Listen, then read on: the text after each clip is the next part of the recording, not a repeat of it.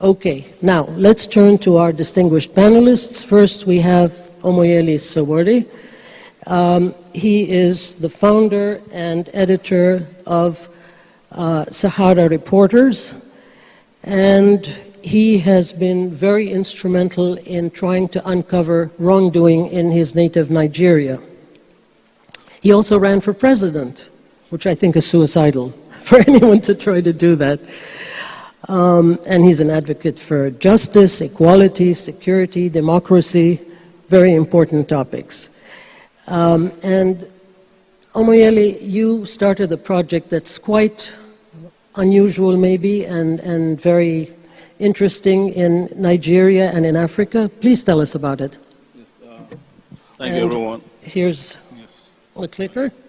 Thank you, everyone, for coming. I know it's a very difficult time of the day to have a panel. Everybody just ate.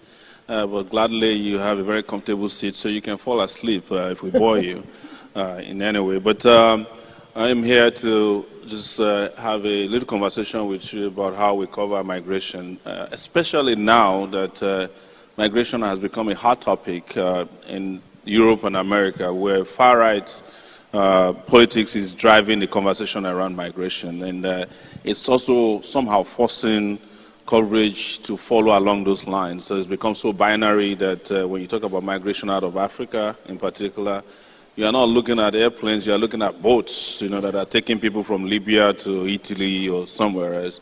And this has always been conversations that are driven by other sentiments. Sometimes some of them are very, very racist, in the way we cover these issues. We just look at it and see a bunch of people trying to run away from their continent without understanding that there's been the subject of immigration or migration generally has not always been this way. As a matter of fact, the first set of people that migrated out of wherever they were migrated towards Africa, starting from 1884, when in Germany there was a discussion around how to partition Africa amongst Europeans, and they did not even go for visas in those times.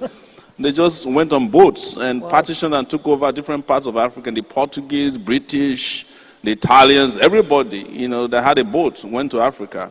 But today, when we are discussing migration, we completely forget the history of migration that it started from here towards Africa. But today, I'm here to give a different perspective to it, that migration is not also something that, or, the attendant issues of migration is not something that have to do with Europe alone. In South Africa, when where we visited a few years ago, we discovered that South Africans are more hostile towards other African migrants than they are.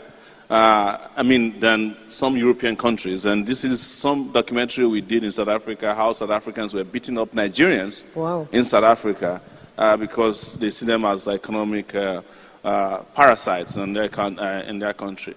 But you know what? We have to look at this from the point of data. And what we have here is that African immigrants in the US pay over $22.2 billion in taxes. But beyond that, these migrants are also helping their countries. Yes. In Nigeria, more money is coming from people who migrated from Nigeria to different parts of Europe and America than we're getting from oil, from remittances.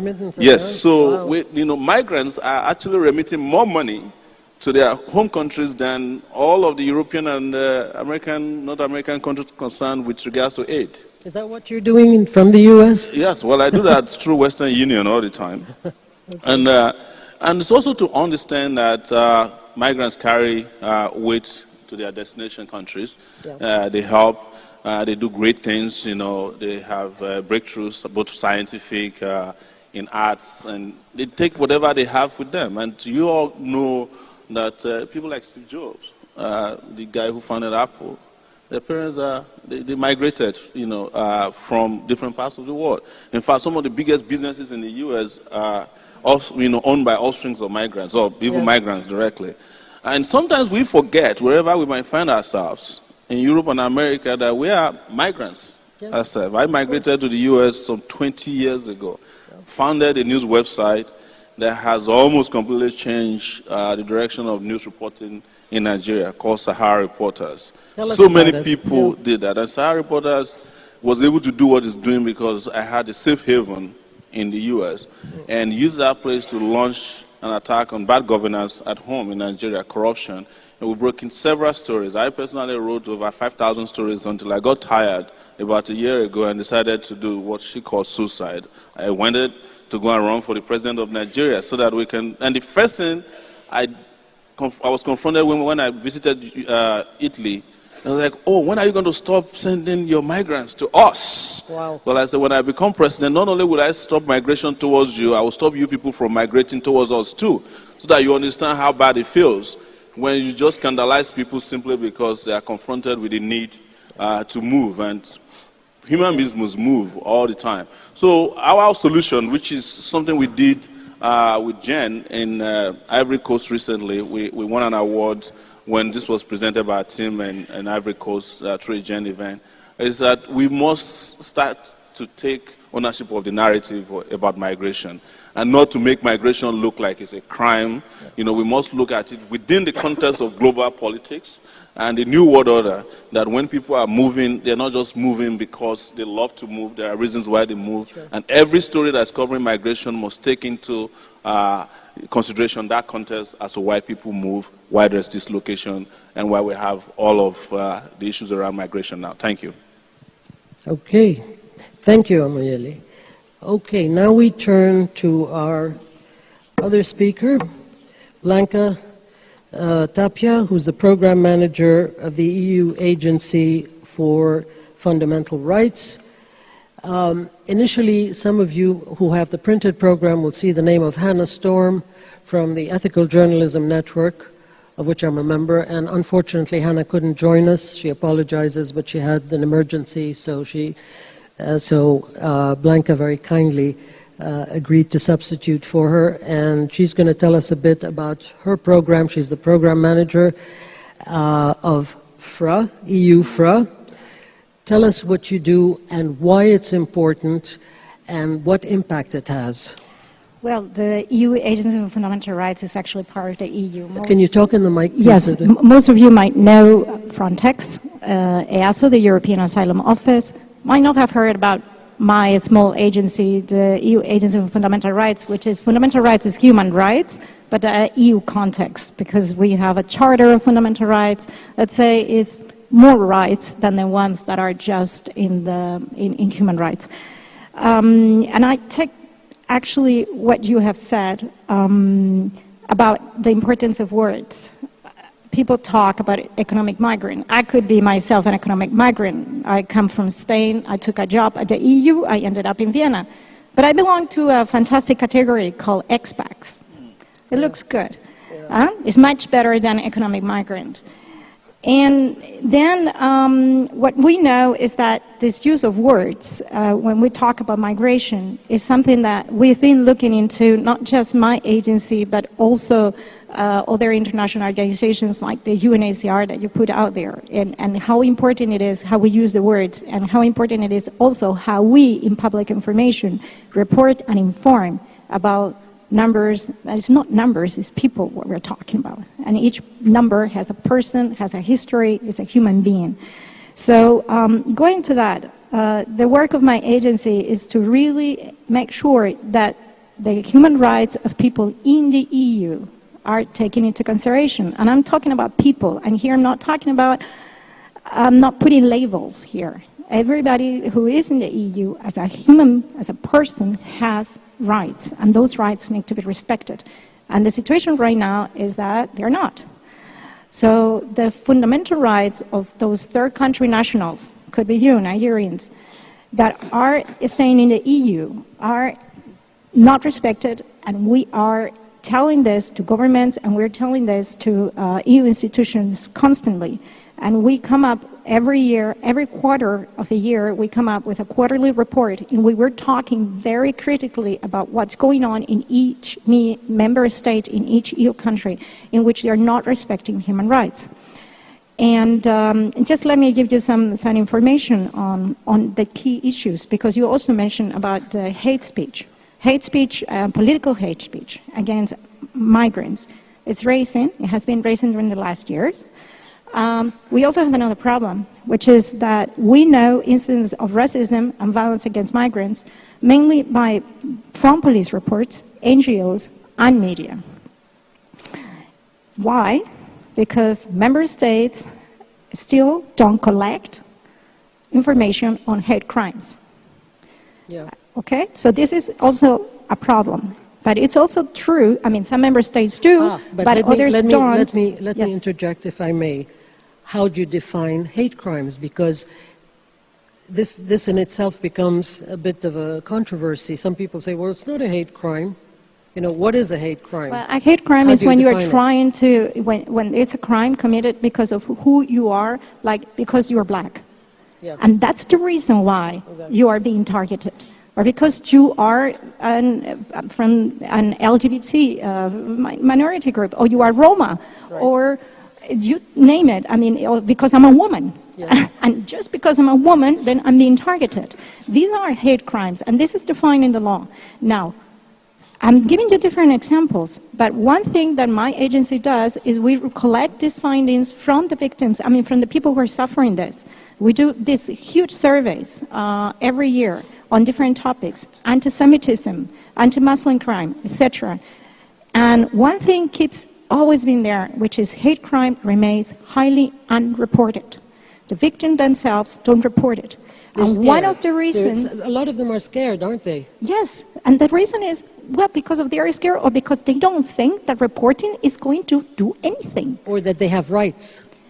They don't, the most reason is, I mean, the highest reason among all the people that we have asked in our surveys, anti-Semitism, Yeah. Islamophobia, because of being black in the EU, LGBTI, Roma communities. The main reason is, if I report it, nothing is going to happen. So why should I bother and report it? This is the main reason. There is also the reasons, like lack of awareness, which are my rights, lack of knowing where to go. But this is constantly everywhere. And for irregular migrants who are fearing about their situation to even report this is an issue. But let me just go ahead and move on to other things which we have been actually saying, which is that there has been in the last years a situation, in particular in the last couple of years, in which the asylum laws and policies have been made more difficult and more tough in many EU member states. For example, in asylum procedures, more difficult than ever. Yeah. Detention of asylum applicants, also there. National restrictions on the right to family reunification. Well, before it was easier. This means that also other things, for example, the lowering of reception standards. Okay, so there is a restriction on social welfare benefits. This is affecting in particular children.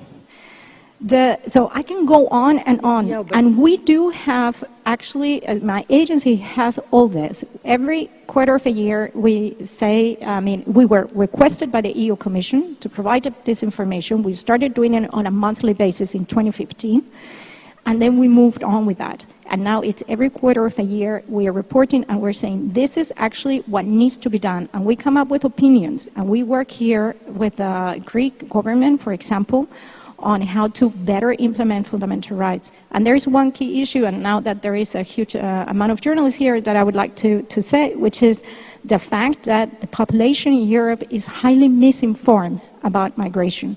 Why do I say that? Well, 47%... It's not just in Europe, by the way. Yes, but I'm talking about what I know, which is the EU. So 47%, and these are figures from Eurostat, think that there are as many irregular migrants as regular ones in their country. This is the median, yeah? In Greece, I think it's 53, 54%, or 57%. In southern and eastern European countries, almost half of the population. In other countries, in Western and more Scandinavian countries, it's lower. Okay, I want to involve both of you in a couple of questions here. First of all, and because the focus here is on how to cover the topic, you are a former journalist. You worked in broadcast. I think one of the biggest problems with NGOs and international organizations is they talk in legalese or jargon that most people do not understand. The layperson does not understand the jargon of the UN or the EU or a lot of the stuff that comes out in lots of these press releases that are Chinese. Excuse my French, okay? And it has to be simplified. Something has to, something has to be done about that. You have a big responsibility to make it easier for journalists, don't you think? And for Omoyele, I have a question for you.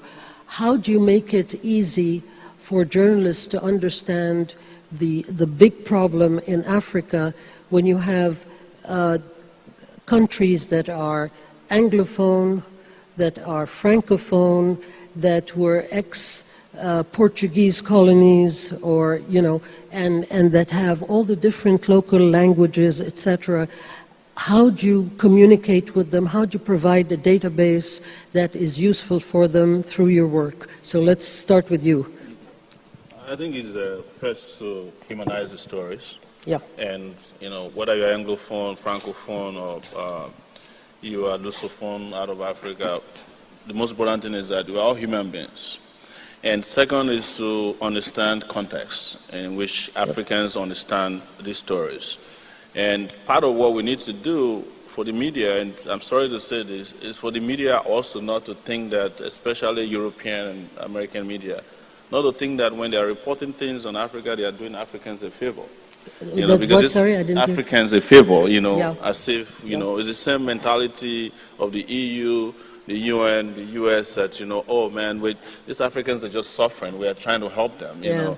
And it is where context is important to understand, that sometimes we need to visualize the data and the figures to understand that Africans contribute a lot more to some of your economies than you give to us in aid. But nobody knows. It's just like you said, you call your migrants, you call them expats, you give them paperwork. When we come to your country, you call us all kinds of names. You categorize us, you label us. If that context is not resolved within the reporting of news and stories about migration on the continent of Africa, within the historical context of where you are coming from, what will mean to you, exactly. We are not going to be able to make it simple. You will just be creating one single narrative, which is this demeaning narrative that you're trying to help us, or you're trying to help Africa, or you're trying to help poor people. And that's dangerous. Okay. Very briefly, Blanca, because I'd like to give the audience an opportunity, and we have 8 minutes and 44 seconds. So if you could answer that question I just asked you, and then we can maybe take a few questions if we have time. So your question was about why public information in these institutions don't make it easier for journalists and for people in general. Yeah, because to I suffered when I put together my manual for journalists, reading through all the treaties and all the press releases and everything. It was just so much mumbo jumbo. I know, and I totally agree with you, and this is my daily fight, and the problem is we write a press release that we believe is understandable. Like, I work in broadcast journalist, and for me it's like, will my mother understand this? And if she doesn't understand it, then I rewrite it, and I make it simple. But the problem is that then there comes my lawyers, and I'm full with lawyers. So it's one public information officer against 25 lawyers on human rights, and they start changing every single word in every single paragraph. Lawyers. And then, yes, but then we are slow. Then we have to keep ourselves within the frames of the legal jargon. And then it becomes really difficult. And then I get these phone calls from journalists, because I was the spokesperson of the agency. So you have to translate it to them, And they ask me questions, and this is actually, maybe we can show a little bit there, my slide. It's just one, the first slide, and what we did was actually, and I would like people to know that yesterday I presented a toolkit actually on media, and it is actually made by journalists for journalists, in which, in the form of quizzes, we try to bring forward this terminology. We try to bring forward what it really means. We try to make the difference between what is a refugee, what is an asylum seeker, and on all these questions and all these issues that are difficult to get. What is an unaccompanied children? When we talk about children, we talk anyone under the age of 18. This is what UNICEF says, and so on. Thank you. I'm looking at the clock here. I'm very aware of these things, having worked for news agencies, deadlines. Okay, so very briefly, I don't think they have the slide there, but can we, if there is the slide, if there is Blanca's slide, we'll just show it, but let's take a couple of questions if we have time, because it takes time just to get the microphones around. Are there any questions from the audience? Could we have the house lights maybe? And if you do have a question, please state your name and what you do and who you represent and to whom you're addressing that question, please. Could we have some house lights on, please? My name is Azu. Where are you? I'm sitting right here. Just Here? There? right across from Hi. you. Yes. Okay. Hi. Yeah, my name is Azu Ishekwene. I am the editor-in-chief of the Interview magazine, and it's based in Nigeria. My question is to Sowore. I mean, I couldn't express any more eloquently than you did how the whole problem of migration is covered by the Western, largely by the Western, a large section of the Western press. My question has to do with coverage of migration by journalists in Africa themselves. I mean, do you think that there is sufficient filtering and understanding of the issues by African journalists covering events that have to do with migration in Africa as it affects Africans? Because often what you find is just a complete wholesale repeat of the news that we get about these migrants from the Western media about Africans in Africa. So do you think there is sufficient understanding of the issues by African journalists themselves of the problems that we are faced with and what solutions we need to deal with them? Thank you. Well, let me quickly say yes, there is, but the Africans must own their own narrative as well. Like you rightly said, most of the time what you hear about migrants are the same things that are written from the West, just repeated by most African journalists.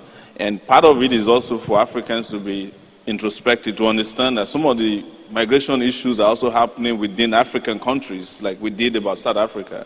You know, for example, we don't like to admit it, but in 1983, Nigeria drove Ghanaians back with the little bags, what they call Ghana must go. You know, that is even more wicked than what Europeans do to Africans today. But what needs to happen is for more media in Africa to own their narrative about things that are happening about Africa, not to be afraid of it.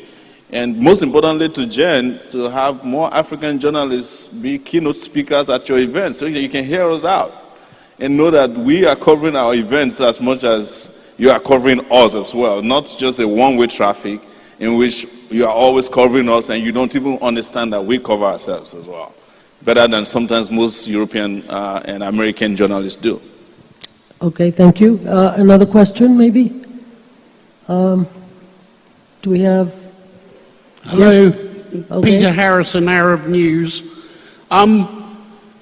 Forgive me for asking you to repeat some of what you've spoken about before, but there's a lot of semantics, there's a lot of perception about words, and you both touched on the notion of expat versus economic migrant. Now, I live in Dubai, I'm British.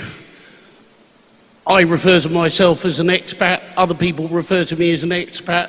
What you're suggesting is I'm an economic migrant. Is the perception, though, that an economic migrant is somebody who moves out of necessity? I was lucky enough that I got bored of living in England and then thought, well, stuff it, I'll get a job in Dubai. I got bored the other day, so I went and bought myself a nice bag. In people's minds, an economic migrant is not somebody who's so lucky.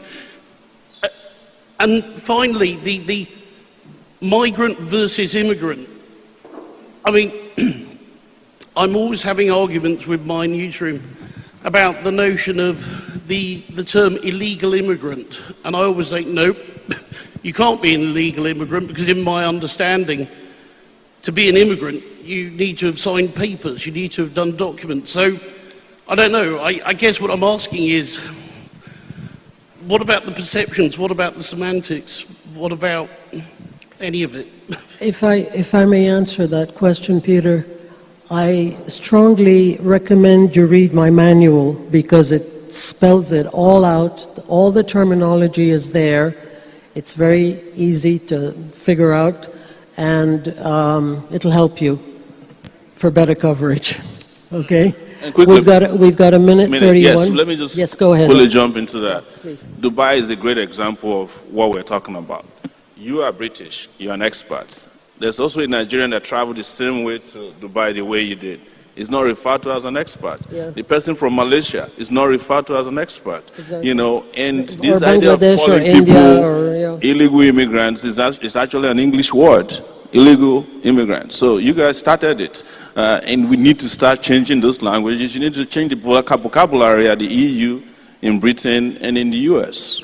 Sadly, if I just may interject here, sadly, there's an awful lot of racism and xenophobia attached to all of that. And we are in the land of the country that created the word xenophobia, from xenos, foreigner, the other, you know. I know some Greek. Go ahead, Blanca, you have a final word there. Yes, just only to say that there is no human being who is illegal. Illegal, the person could have entered a country in an irregular manner.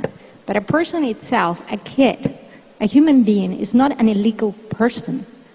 So you can talk about the person being irregular, and I understand that for many people, and the use of words are crucial.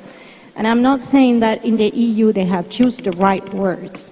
When the hotspots started and they were first put there, I was answering phone calls from journalists asking me what is exactly going on with the hotspots. And I had to be talking with my colleague from Frontex and ask her, how are you explaining what we're doing in the hotspots? Because Angela Merkel is describing hotspots as X, Macron is describing them as B, the Commission is describing them as C, and how the hell do I describe them now?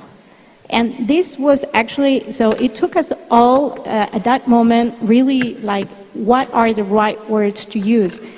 And it took us time to think about it. So I'm not saying it's the fault of the journalists. I'm not saying, I do also think that there was a lot of fault from our side on how we did things. But I talk to Isabella Cooper every 3 days in Frontex. How are you answering these questions? How are we going to deal with it? Trying to, within ourselves, reach a consensus. And this was actually one of the things that I think was crucial. Thank you. Thank you, everyone.